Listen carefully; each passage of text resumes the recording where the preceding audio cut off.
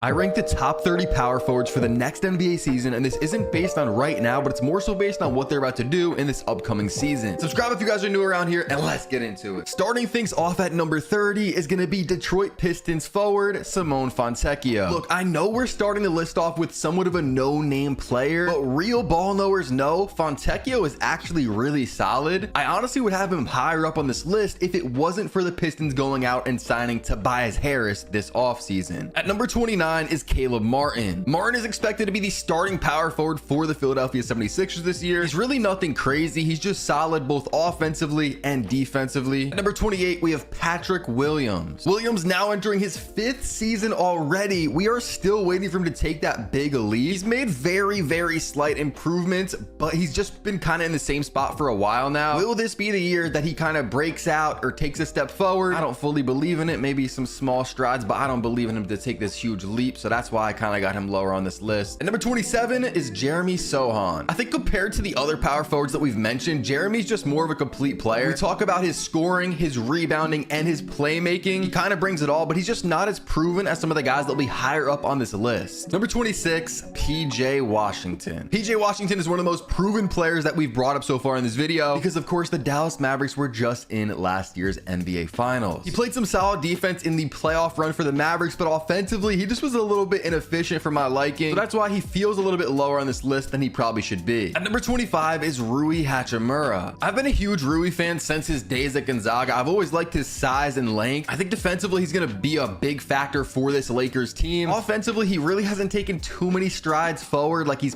kind of been at the same spot what has it been, 5 years now in the NBA offensively for him. But if the Lakers are going to go anywhere, Rui Hachimura has to step up to the plate. He doesn't have to be a superstar, but he definitely has to be solid. At number 24, I have Bobby Portis. Bobby Portis, the first bench player that we are mentioning in this video. Last year and the year prior, he was 3rd in 6th man of the year voting. Bobby just steps up and is clutch time and time again. Last year, he averaged 14 points per game with 7.5 boards per game. He was very efficient, shooting 41% from 3. And whenever the Bucks have some injuries and Portis slots into that starting lineup, he always steps up big time. It feels like he always has some huge games. Bobby Portis is just a guy that you want on your team. Also, guys, as far as the power forward and the positions go in this video, I'm basing it off the ESPN depth chart. So if I'm leaving someone out of this video that you think is a power forward, check what ESPN has them on, because they might have him listed as a small forward or even a center. At number 23, I have Josh Hart. Man, was Josh Hart important to the New York Knicks playoff run last postseason, at a time where it felt like all of the Knicks were injured except for like Brunson, where even Brunson was banged up. Josh Hart was out there playing 48 minutes a game for a ton of different games, and he was really fighting out there. Like, he was giving it his all. His stats don't really show like how good of a player he really is. In the regular season, he only averaged 9 points per game, but he had 8 rebounds per game, which is crazy for a player of his size. And I'm gonna be honest, I really thought that coming into the season, he'd be coming off the bench, but it looks like the Knicks are gonna start him at power forward. With all the new additions to this team with Mikal Bridges,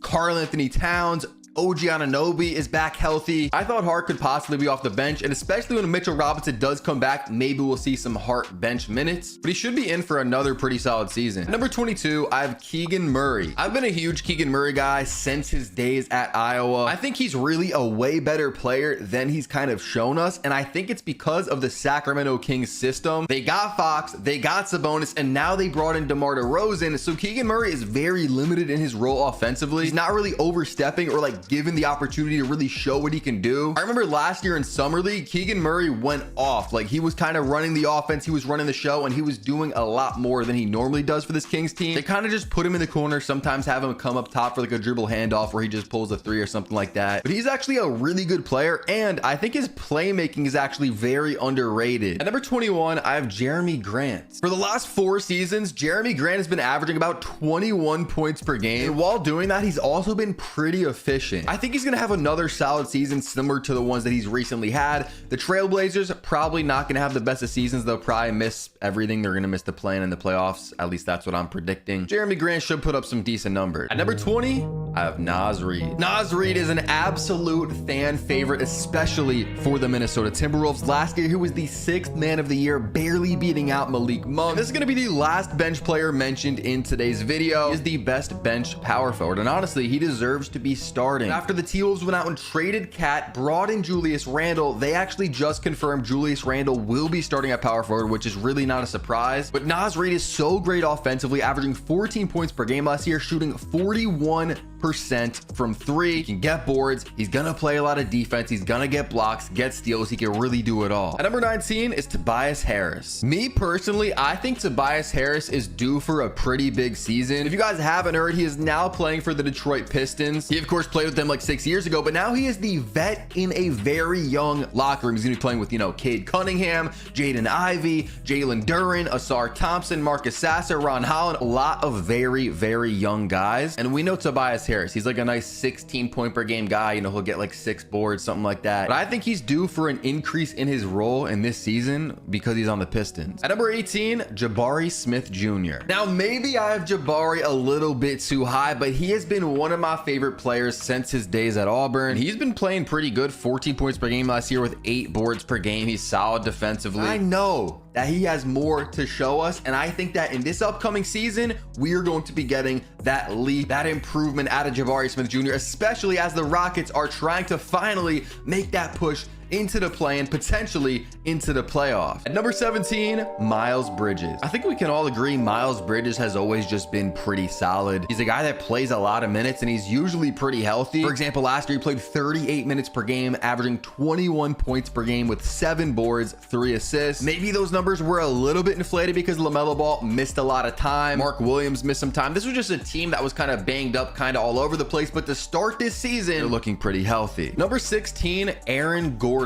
Is Aaron Gordon too high or is he too low? I think a lot of people would say that I have him too high, putting him over guys like Miles Bridges, Jabari Smith Jr., Tobias Harris, Naz Reid. But I want to give Aaron Gordon his flowers. Although when you look at his numbers, you know, he averages 14 points per game, 6 boards per game. He doesn't even get too many steals or blocks, but he is a winning player. He does what it takes to win, and we've seen that, especially as the Nuggets of course won a ring 2 years ago. He is a nightmare for players on offense. He takes a lot of the big important matchups and is locked down on defense. I think he's one of the most underrated defenders in all of basketball. At number 15, Jalen Johnson. Now look, again, this video is basically a prediction for what's going to happen in this upcoming season, because right now, is Jalen Johnson better than Aaron Gordon? I mean, some people would probably have a debate, but most people would say Aaron Gordon's better. Last year, Jalen Johnson had a breakout season, averaging 16 points per game with 7.5 boards. Personally, I think Jalen Johnson is going to get better in this upcoming season. I don't think the last season was a fluke. I think he's honestly one of the most underrated players in all of basketball. With the departure of DeJounte Murray,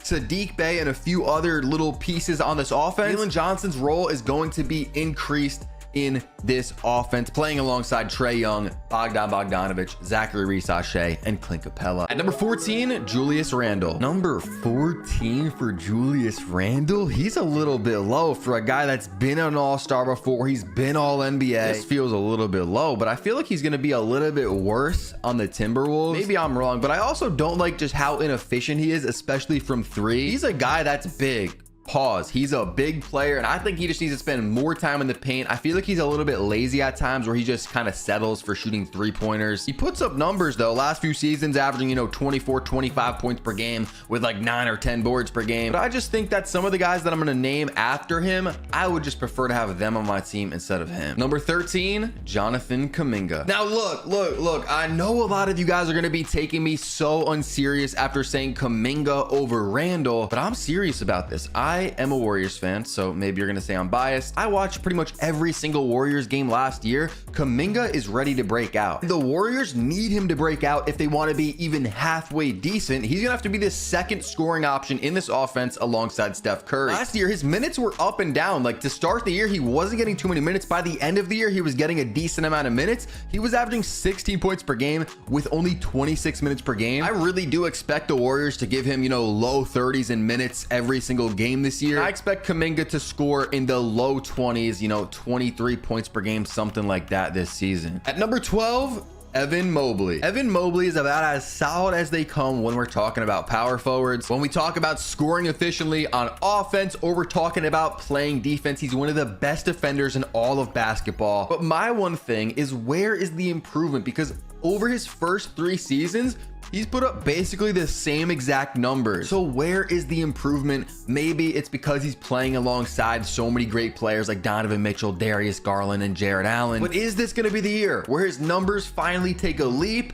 I don't know. We're going to have to see. But I feel like 12 is about right for him when we're talking about power forward. Number 11, Jaren Jackson Jr. Give me Jaren Jackson Jr. over Evan Mobley. They're both insane on defense. You know, Jaren did win a DPOY. We'll see if Evan can win one in the future. I think Jaren's just a little bit more of a threat on offense. I would say like defensively, they're very similar. Like I'm not going to say one is better than the other. Offensively, I think Jaren is more of a threat, especially because he shoots threes and can spread the floor. He also just scores more. Last year, averaging 22.5 points per game. Ja Morant and Bane did miss a decent amount of the season, but with them back, I expect him to score still low 20s, maybe around 20 points per game while playing great defense. Number 10, Scottie Barnes. I feel like 10 is a great spot for Scottie Barnes. I feel like a lot of people would have him closer to like 5, maybe 6, something like that. I've got to see it from Scottie Barnes. He still hasn't had a season where he's averaged 20 points per game or higher. He's entering year 4. You know, he does it all though. He gets, you know, a lot of stops defensively. He's going to get steals. He's going to get blocks. He's going to get boards. He's a solid playmaker, especially for a power forward. He's going to get assists. I love the idea of Scottie Barnes. Will it equate to winning basketball? And will he take a jump now that OG Anunoby is gone and Pascal Siakam? Of course, we saw that a little bit at the end of last season. But now we're going to get a full season of this. Prove me wrong, Scottie. Show that you're a top 5 power forward. I'd love to see it. But for right now, I'm kind of calm on him. I'm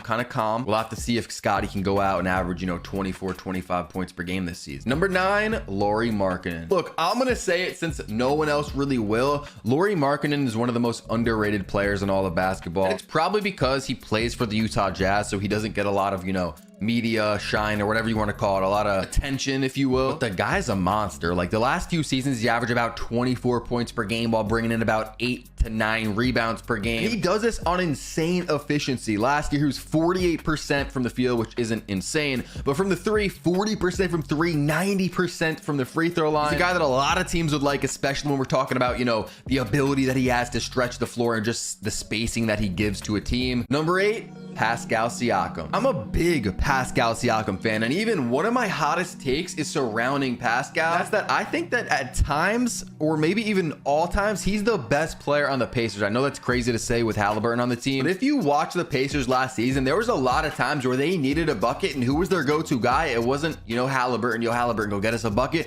They'd give it to Siakam in the post and let him work. Siakam is a great, very high IQ player that last year averaged 21 points per game, and he's a really good playmaker as well. He's gonna get, you know, 4 or 5 assists per game, and he also had 8 rebounds per game. Number 7, Chet Holmgren. Chet's rookie season would have won Rookie of the Year if it wasn't for Victor Wembanyama. I mean, what a year, averaging 16.5 points per game, 8 boards per game with 2.3 blocks per game. He's a 7'1" power forward that can legitimately do it all. He can even dribble, he can pass a little bit, he can shoot the 3 ball very well, 37% from 3. And I think that he's about to get even better. I think he's going to score close to 20 points per game, probably not 20. I'd say probably like 18 or 19 points per game. He's going to bring down maybe 8.5 rebounds per game, probably block even more shots. I think Chet is going to have a really good career, and I think he's going to have a really good season next year. Number 6, Zion Williamson. We all know it. Zion Williamson is a dog. He is a beast. He is a monster. But the only concern here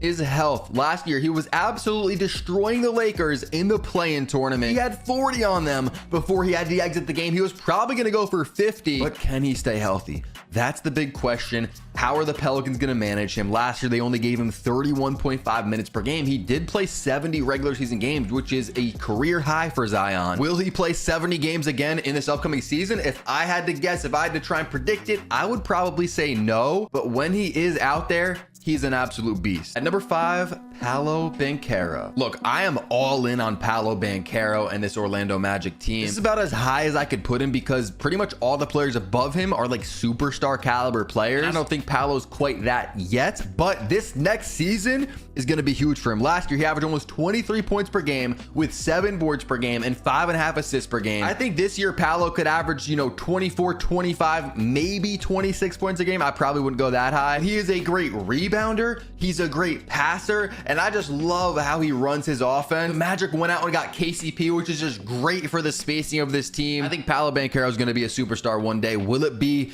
this upcoming season that he takes that leap? We'll have to see. I would assume probably not. I'd say probably give him 2 or 3 more years, but this next season is going to be huge for him. At number 4, I have Kawhi Leonard. Now look, this is the thing. It's Kawhi Leonard. He's a dog. When he's healthy, he is one of the best players in the entire planet. So that's the thing. He's just never healthy. Realistically, he should probably be lower on this list. You should probably have Paolo above him, Zion, maybe someone like Chet or Pascal. Just because I don't think the Clippers are going to be very good. Kawhi is injured to start the season already. I think he's going to miss a lot of games as we're kind of, getting accustomed to. He's just a very difficult one to rank because we know his talent, but his health just gets in the way of it. So I kind of ranked him kind of where he should be. I feel like it's just disrespectful to put guys like, Chet Holmgren above him. So I don't know. We gave Kawhi the 4 spot. Number 3, Jason Tatum. Tatum is one of the most divisive players in all of basketball. People love to debate over him. For the last 3 years, he's been top 6 in MVP voting. He's also been all NBA first team all of the last 3 years. And of course, last season, he kind of led, if you want to say that, a team to winning the NBA Finals, although some people might say it was Jaylen Brown that led them. Tatum can really do it all. I mean, he's going to average close to 30 points per game while getting 8 boards per game, 5 assists per game. I also think his playmaking is going to take an increase in this upcoming season. I really like how he was passing the ball, especially in the playoffs, and he's just really good defensively. He's going to get steals, he's going to get blocks, and he's just very versatile as a defender, can kind of guard anybody. Number 2 is Kevin Durant. Look, it's Kevin Durant. I know, like, maybe defensively you might want to go Tatum because of his versatility. Again, like we spoke about, maybe some people would argue Tatum over Durant offensively, but I'm not going to do it. At this point in Durant's career, we know him as one of the greatest scorers of all time. He still puts up great numbers. But he's kind of adapting. He's taking somewhat less shots and he's just becoming a more efficient player. He is so efficient. Last season shooting 41% from 3, and the season before that he shot 53% from 3. That was, of course, only in 8 games, though, so, I got to mention that. But if I had to guess, KD's probably going to be 50, 40, 90 club in this upcoming season. He's going to give you about 27 points per game with 7 boards, 5 assists, over a block per game, and some steals. And at number 1, we have Giannis Antetokounmpo. I personally don't think this is really debatable. Some people might say, oh, Tatum's better than him, or KD's better, or give me Kawhi. But what Giannis can do is just unreal. He's going to average over 30 points per game, most likely, around 12 rebounds per game. He's going to average over a block and a steal per game, and he's even adapting his game into becoming a better passer. Last year averaging 6.5 assists per game. I think Giannis is going to be in the running for both DPOY and MVP, and I think the Bucks are going to take a leap. Now, it was kind of tough for them last year with Giannis and Dame both out when the playoffs came around, but this is a guy that's been top 4 in MVP voting for the last 6 seasons. I'm going to say that again. Top 4 in MVP voting for the last 6 seasons straight. He's one of the best players in basketball. I think that he is a really good shot at winning MVP. Drop if you guys have it, and drop a like if you guys want to see the center rankings video. That'll be coming out soon. Point guards, shooting guards, and small forwards are already out. Check the channel.